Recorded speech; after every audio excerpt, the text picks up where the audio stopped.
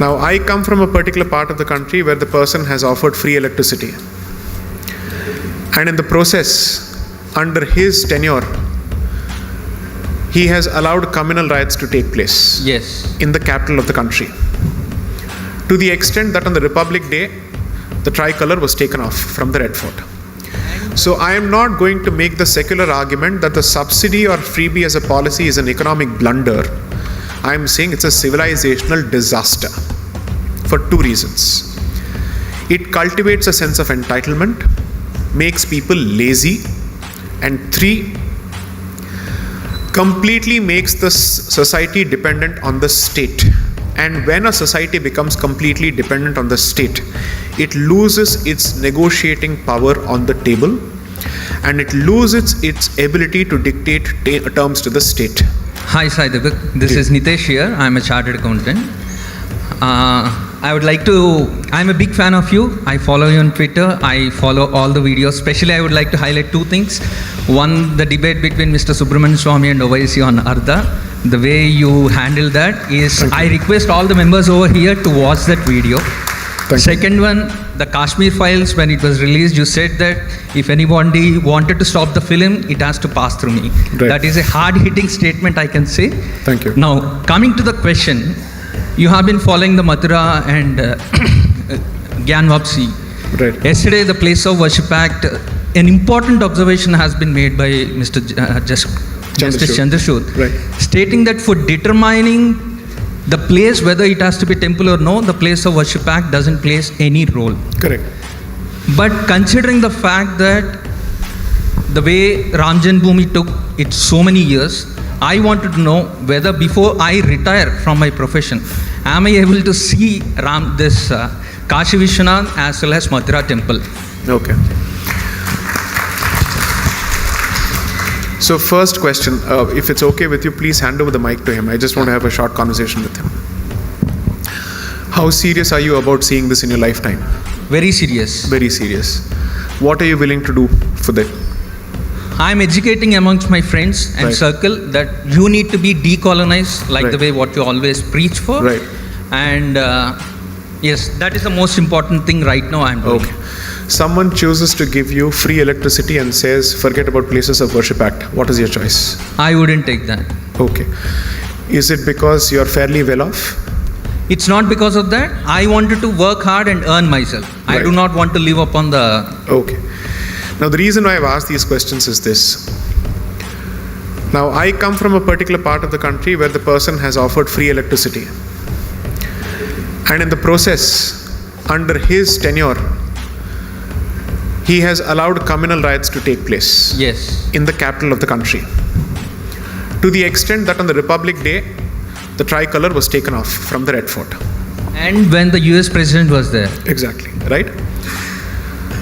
Now it's easy for me to blame one particular individual, but that individual has been offered as a choice by the society. After all, it's a democracy still. Fortunately or unfortunately, the future will decide. But such an option has been elected with a fairly clear majority twice, where not in some remote part of the country, but in the capital of the country. So what does that tell you about our priorities? So here's the thing. I think it's important to realize two things. One, allow me to use the word Hindu society now. The Hindu society is fundamentally capable of generating wealth. You did that even under the license permit Raj. Liberalization only unleashed your innate potential. It did not create a potential, it liberated that potential. Even in the worst of times,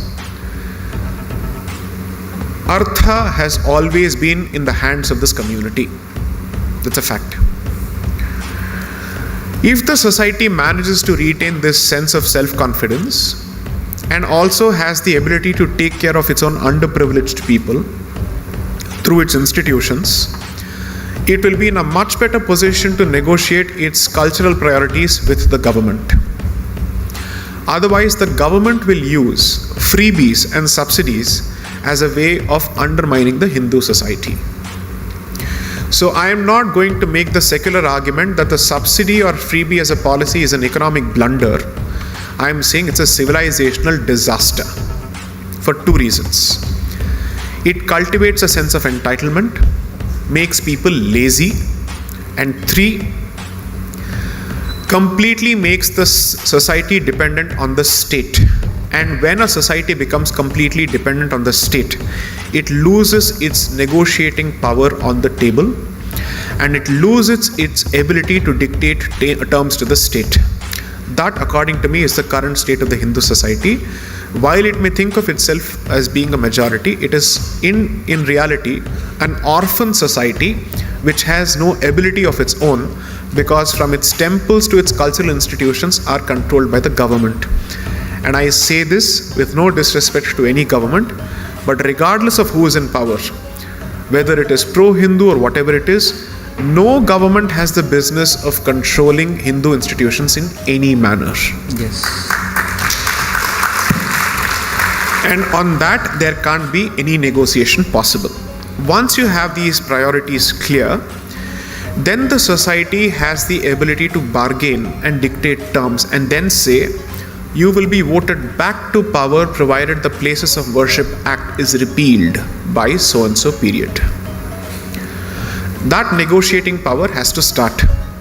Second, the reason why I asked you this question is, a lot of people who are interested in discussing these topics end up creating anonymous profiles on Facebook because they don't want their identities to be recognized, because they're afraid of repercussions in the office spaces, in schools and whatnot. The day you don't feel the need to create an anonymous profile to express these thoughts is the day you have seriously expressed your intention to see this through. 3, I said this a few days ago in Chennai in a talk, which is that no institution in this country is free from the influence of public opinion, and the seriousness of an institution towards your cause is, to put it in mathematical terms, directly proportional to your expression of seriousness. Whether it is the judiciary or the executive or the legislature, you have to show that you mean business and this matters to you. Then they take it seriously. I would assume that the growing degree of awareness within the Hindu society is perhaps the reason for a certain change of tune on the part of certain actors and stakeholders, which is good, which is fantastic. This is exactly what we have been waiting for. Now, as far as the legality of what has happened is concerned, I'm giving you ammunition which you can use in your private Facebook discussions and Twitter discussions. So here is the astra I'm giving to you. Everybody says that because there is a Places of Worship Act, the very act of undertaking a survey is illegal. That's been the standard, and dare I say, the stupid argument that's been presented in public domain. According to me, that's an unlettered, ignorant argument, because nobody has read the legislation. Anyone who says this does not understand language at all in the first place. Forget whichever script. There is a specific section 4 which has a subsection 3 under which there are exceptions carved out, which clearly say that any exercise that is undertaken within the meaning of, let's say, for the purposes of archaeology or to protect it as a heritage monument is exempt from the application of the Places of Worship Act. Now the question is, if the act bars the change of religious character, what is the purpose of ascertaining the religious character? Well, the purpose of ascertaining religious character is to know what happened, what is the history of the place. And second, the act is not permanent according to me. The act is certainly not permanent according to me, because what the legislature gives, it can take away. Now, during the Ram Janmabhoomi movement, the original position of the other side, people constantly ask the Hindus, why aren't you fighting for hospitals? Why are you fighting for temples? Surprisingly, that question was never put to the other side. And it's not as if they were fighting for the property to build a hospital later. Right? So this question needs to be reframed. The first argument of the other side was, there was no destruction, there was no temple. The second argument was, if at all there was a temple, well, it must have collapsed because of an earthquake, and using the material of the temple, the subsequent structure was built. All these questions were put to rest after the Allahabad High Court directed an archaeological excavation, and then the facts were crystal clear, they were evident. I think what is happening in Kashi is a peaceful way of achieving the same objective, and fortunately a legal and a statutory way of getting the job done. According to me, the Archaeological Survey of India must undertake this activity without the need for a court direction across 40,000 sites which are currently under occupation. The popular misconception is that this is a Hindu versus Muslim argument. What most people don't realize is, for the people who have lived in the Konkan, it is also a Christian argument. Because of the Portuguese Inquisition, all the pies that you see in Karnataka and the pies that you see in Kerala have been driven out of Konkan, thanks to the Portuguese Inquisition. There's a fantastic book on this issue by this gentleman called A.K. Priolkar, called The Goan Inquisition. Please read it. The number of temples that were destroyed. Most people think that the British man was the first colonizer of this country. No, it was the Portuguese who was the first colonizer. Madras was founded by the Portuguese, as it existed then. What exists as the St. Thomas Mount Basilica was the original Kapalishwar temple. And the Puranas identify this temple as being on the side of the shore, not within the city. It had to be pushed within the city because, just as Kashi, the Shivalinga had to be carried from the shore to the heart of the city in Mylapore to protect it from desecration and destruction. So, which is why the book, I have tried to say 2 waves of colonization and invasion, at the very least.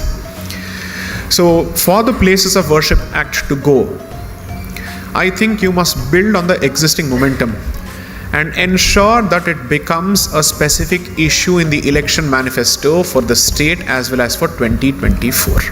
Only then it achieves a certain degree of seriousness. I hope that answers the question. Yes.